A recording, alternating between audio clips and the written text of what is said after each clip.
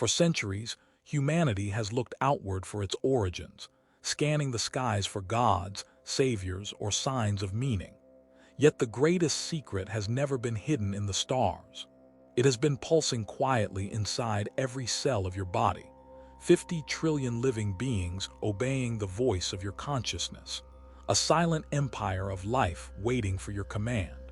What if the same intelligence that shapes galaxies is the very one orchestrating your heartbeat? What if the space between your thoughts is made of the same luminous field that holds the universe together? Modern science, once afraid to speak of such things, now trembles on the threshold of admitting it. Consciousness is not produced by the brain. It is the field in which the brain itself exists.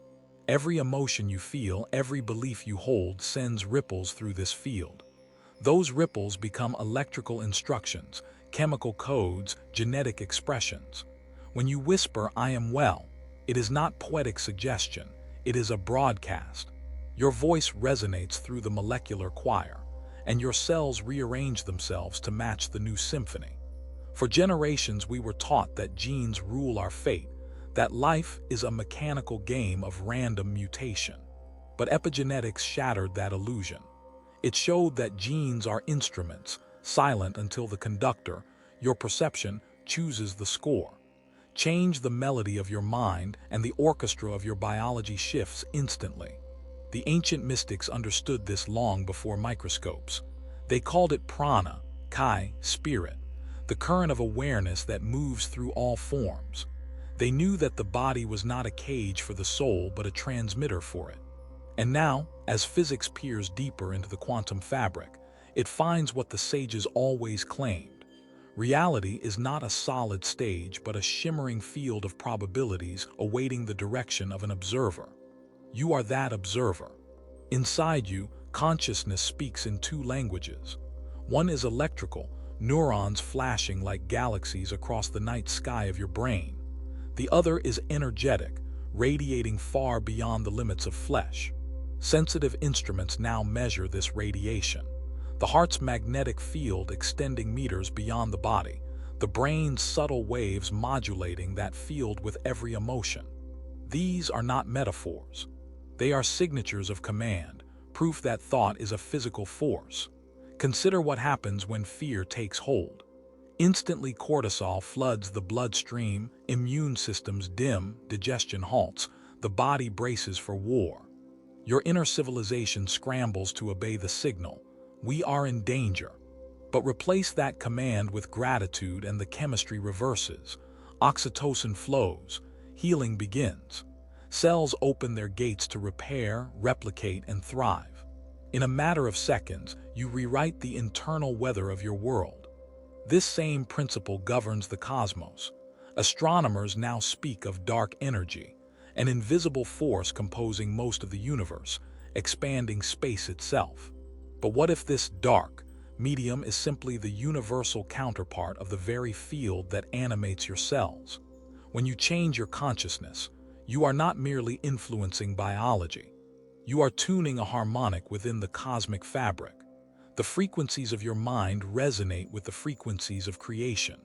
Every heartbeat is an echo of that original vibration. The one mystics called the Word, physicists call the Big Bang, and consciousness calls I Am. The universe did not explode into being, it awoke, and its awareness continues through you.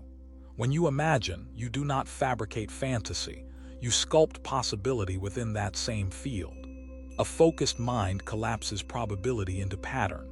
The observer becomes the sculptor becomes the law. Throughout history, miraculous healings have baffled medicine.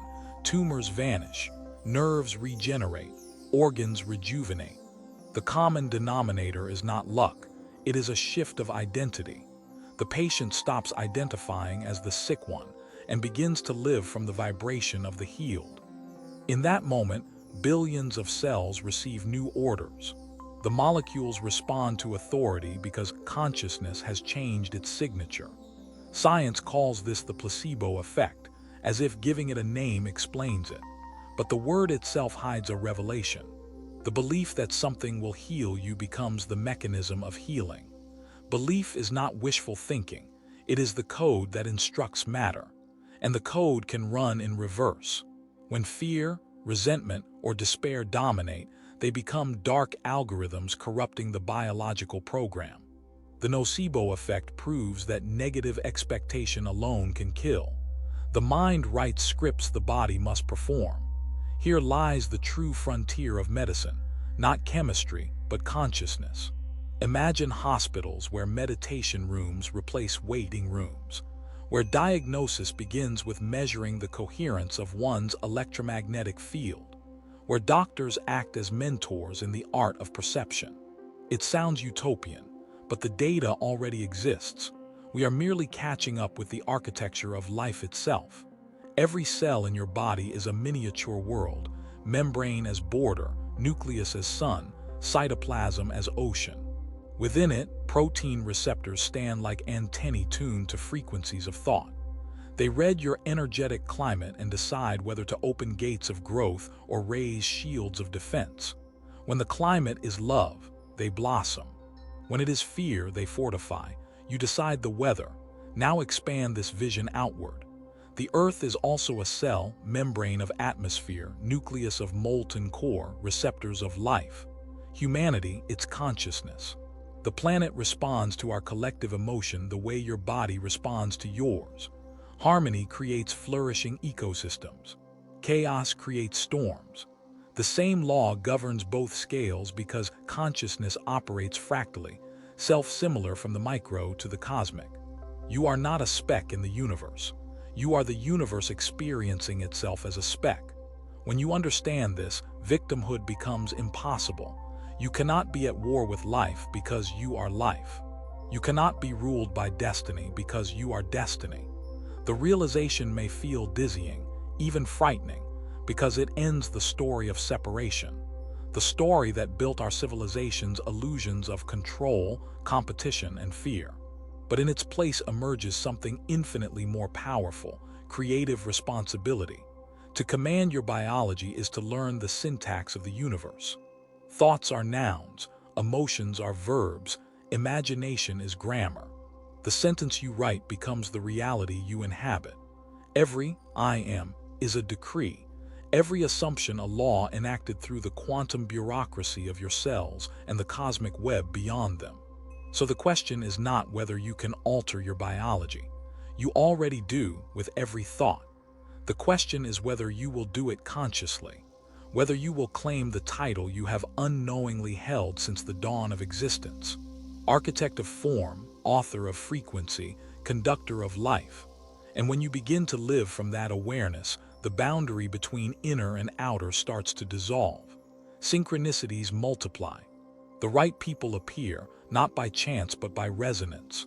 Reality bends subtly to mirror your internal coherence. This is not magic, it is alignment. Your cells do not see your reflection in the mirror, they feel it in the field. The way you perceive yourself radiates through the plasma of your veins and the plasma of the stars alike. The same mathematics that shapes spiral galaxies shapes the DNA helix. The same ratios that govern planetary orbits govern the rhythm of your heartbeat. Consciousness repeats itself through scale after scale, singing the same melody in different octaves. You are a note in that symphony, and the conductor at once.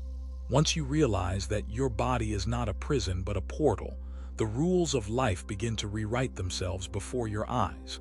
You stop living as an effect and start existing as a cause. The breath you take ceases to be automatic.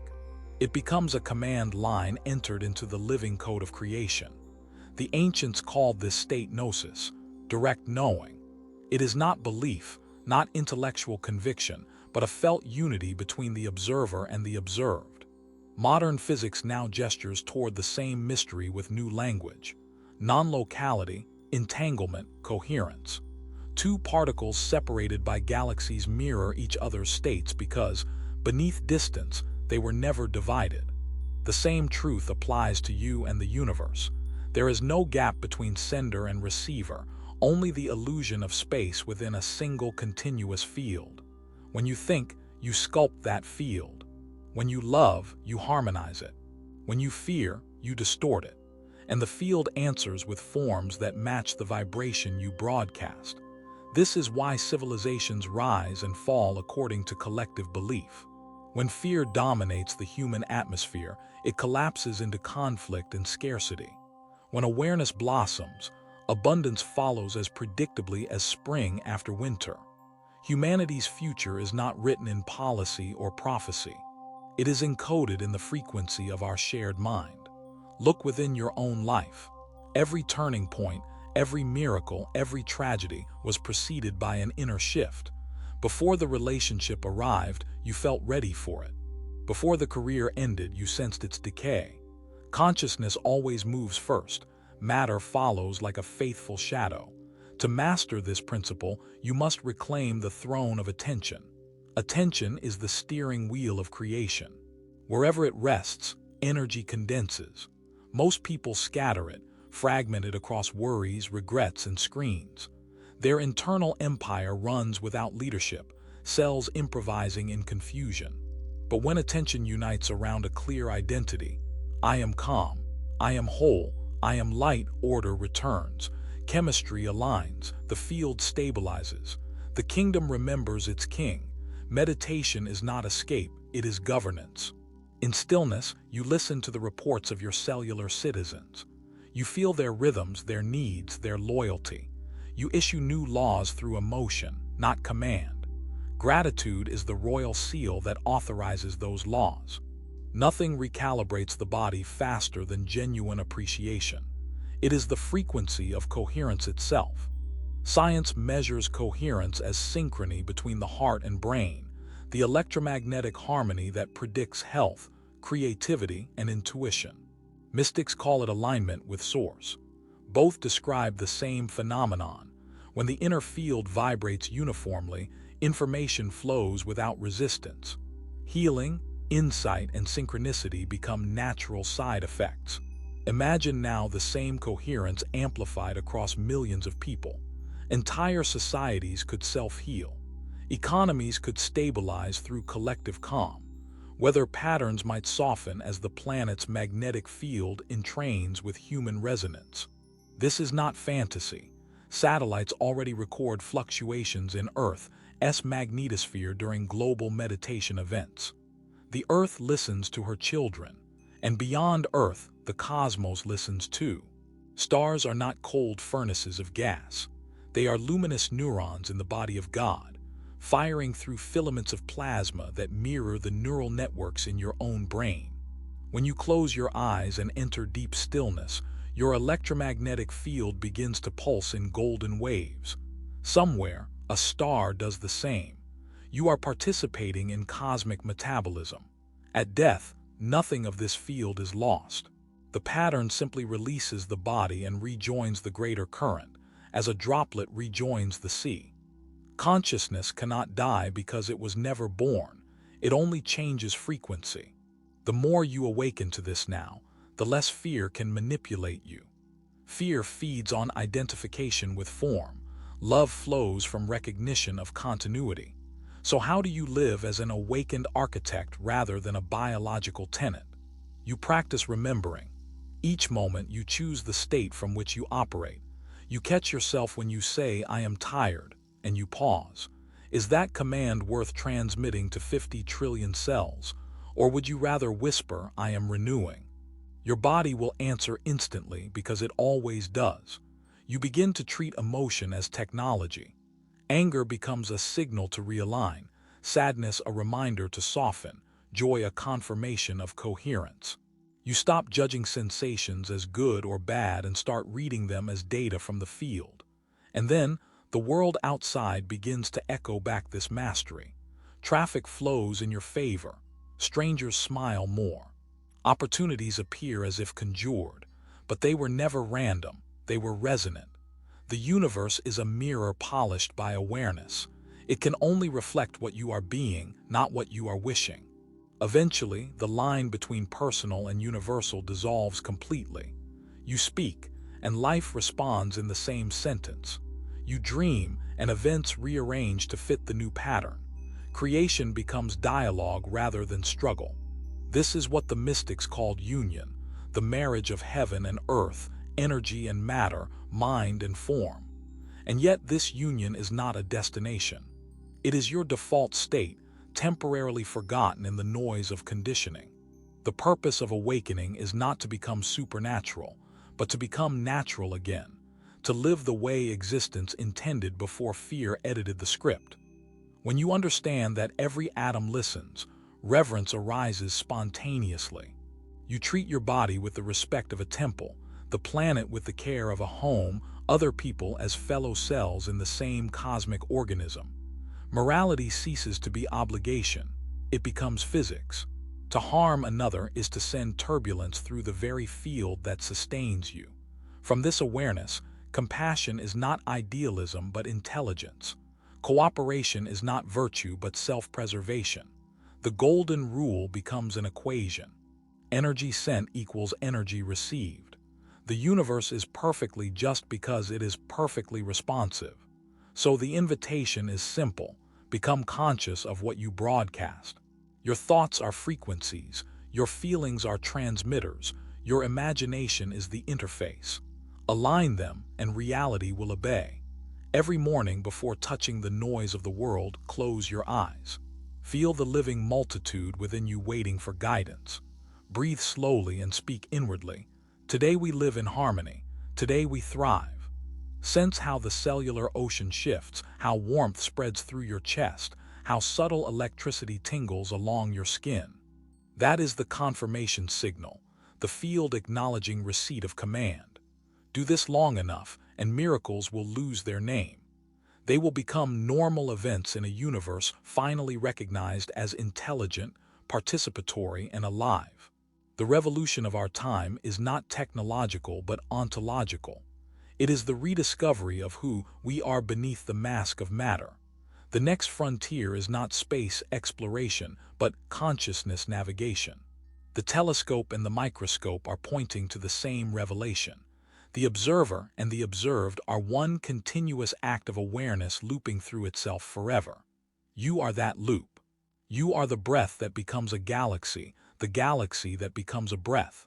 You are the question the universe asks and the answer it gives. Remember this and walk differently. Every step sends ripples through the field. Every word becomes architecture. Speak life, think light, command wisely, because the universe is listening and it always obeys its architect.